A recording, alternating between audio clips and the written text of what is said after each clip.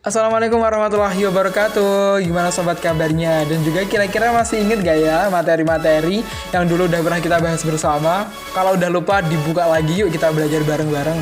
Karena minggu depan kita udah akan menghadapi ujian akhir semester gaji loh. Pada kesempatan kali ini kita tambah satu materi lagi tentang budaya organisasi. Kira-kira apa sih budaya organisasi? Biar makin kita tahu apa itu budaya organisasi, kita simak bersama videonya. Sebelum kita bahas tentang budaya organisasi lebih detail, kita pahami terlebih dahulu tentang pengertian budaya organisasi. Budaya organisasi dapat diartikan sebagai nilai, norma, aturan, falsafah, dan kepercayaan yang diyakini oleh sebuah organisasi yang tercermin dalam pola pikir dan perilaku para anggotanya yang membedakan antara organisasi satu dengan yang lainnya. Atau dengan kata lain, budaya organisasi ini menjadi karakter serta ciri khas suatu organisasi. Setelah kita pahami tentang budaya organisasi, sekarang kita akan belajar tentang nilai budaya.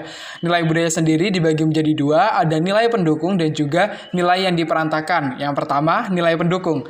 Nilai pendukung ini sendiri merupakan nilai yang dinyatakan secara eksplisit yang dipilih oleh suatu organisasi. Jadi menjadi landasan atau menjadi pedoman suatu organisasi tersebut. Kemudian yang kedua, ada nilai yang diperantakan. Merupakan nilai yang sebenarnya terjadi dalam suatu organisasi. Jadi nilai yang sebetulnya secara real terjadi di dalam suatu organisasi.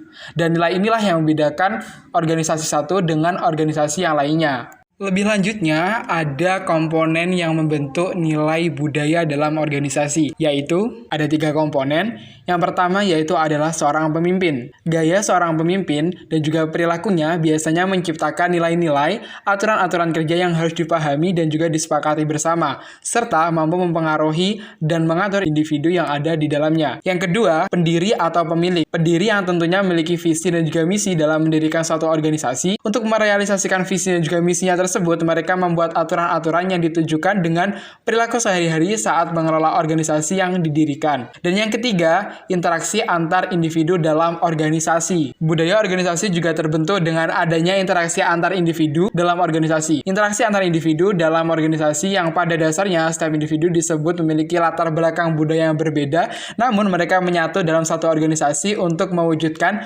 visi dan juga misi dari organisasi tersebut. Selanjutnya ada dimensi budaya organisasi. Menurut Reynolds sendiri, ada banyak sekali ya di sini dimensi budaya organisasi, antara lain yang pertama, berorientasi eksternal versus berorientasi internal.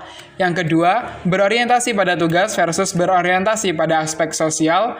Dan yang ketiga, menekankan pada pentingnya safety versus berani menanggung resiko. Keempat, menekankan pada pentingnya conformity versus individuality. Kemudian yang kelima, pemberian reward berdasarkan kinerja individu versus kinerja kelompok. Yang keenam, pengambilan keputusan secara individual versus keputusan kelompok. Yang ketujuh, pengambilan keputusan secara terpusat versus dengan decentralized atau keputusan yang meluas. Yang kedelapan, menekankan pada pentingnya perencanaan versus ad hoc. Yang kesembilan, menekankan pada pentingnya stabilitas organisasi versus inovasi organisasi. Yang kesepuluh, mengarahkan karyawan untuk berkooperatif versus berkompetisi. Dan yang ke-11, menekankan pada pentingnya organisasi yang sederhana versus organisasi yang kompleks. Yang ke-12, prosedur organisasi bersifat normal versus informal. Dan yang terakhir, menurut karyawan sangat loyal kepada organisasi versus tidak mementingkan loyalitas karyawan. Dalam budaya organisasi, tidak hanya ada nilai saja, namun juga ada jenjangnya. Nah, di sini ada 3 jenjang. Yang pertama yaitu ada jenjang artefak. Ini dari jenjang yang paling tinggi. Pada tingkat ini, budaya bersifat kasat mata, seringkali tidak dapat diartikan. Misalnya, lingkungan fisik organisasi, teknologi, dan juga cara berpakaian. Yang kedua, nilai. Hal ini sulit diamati secara langsung sehingga menyimpulkannya sering diperlukan wawancara dengan anggota organisasi yang mempunyai posisi kunci atau menganalisis dokumen. Selain itu, nilai merupakan titik kerangka evaluasi yang dipergunakan anggota untuk menilai organisasi. Dan tingkat yang ketiga atau yang paling bawah yaitu asumsi dasar. Merupakan keyakinan yang dimiliki anggota organisasi tentang diri mereka sendiri, tentang orang lain, dan tentang hubungan mereka dengan orang lain, serta tentang hakikat organisasi mereka. Jika kita ingin membedakan budaya organisasi yang satu dan yang lainnya, bisa kita perhatikan beberapa karakteristik berikut. Yang pertama, dari aturan perilaku. Ketika anggota organisasi berinteraksi satu sama lain, mereka menggunakan bahasa, istilah, dan juga ritual umum yang berkaitan dengan rasa hormat dan juga cara berperilaku. Biasanya kalau di masa SMK nih ya, ada tuh ciri khas dari setiap organisasi bagaimana cara berjabat tangannya. Kemudian yang kedua, yaitu ada norma. Ada standar perilaku, mencakup pedoman mengenai seberapa banyak pekerjaan yang dilakukan.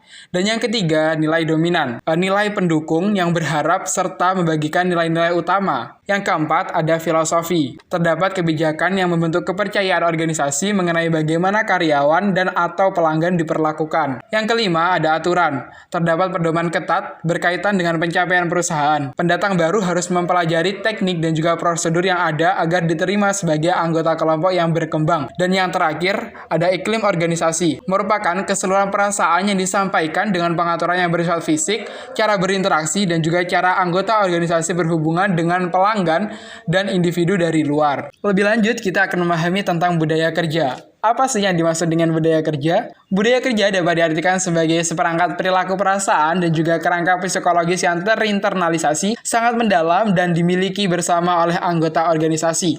Kemudian, budaya organisasi ini sendiri dibagi menjadi dua unsur. Yang pertama, sikap terhadap pekerjaan, yakni kesukaan akan kerja dibandingkan dengan kegiatan lain seperti bersantai atau semata-mata memperoleh kepuasan dari kesibukan pekerjaannya sendiri. Dan yang kedua, perilaku pada waktu bekerja, seperti rajin, berdedikasi, bertanggung jawab, berhati-hati, teliti, cermat, kemauan yang kuat untuk mempelajari tugas dan kewajibannya, suka membantu sesama pegawai atau sebaliknya. Jadi, budaya kerja ini merupakan suatu hal yang menjadi dasar seorang karyawan untuk melakukan suatu pekerjaannya. Gimana sobat, tadi kita udah belajar materi terakhir tentang budaya organisasi yang juga sekaligus menjadi materi penutup pada semester ganjil kali ini di mata kuliah perilaku Islam organisasi. Kalau gitu udah lengkap nih, kita udah belajar dari awal sampai akhir dan kita tinggal mereview kembali untuk menghadapi UAS minggu depan. Oke, mungkin itu aja yang bisa Sidik sampaikan. Kalau gitu Sidik mohon pamit undur diri.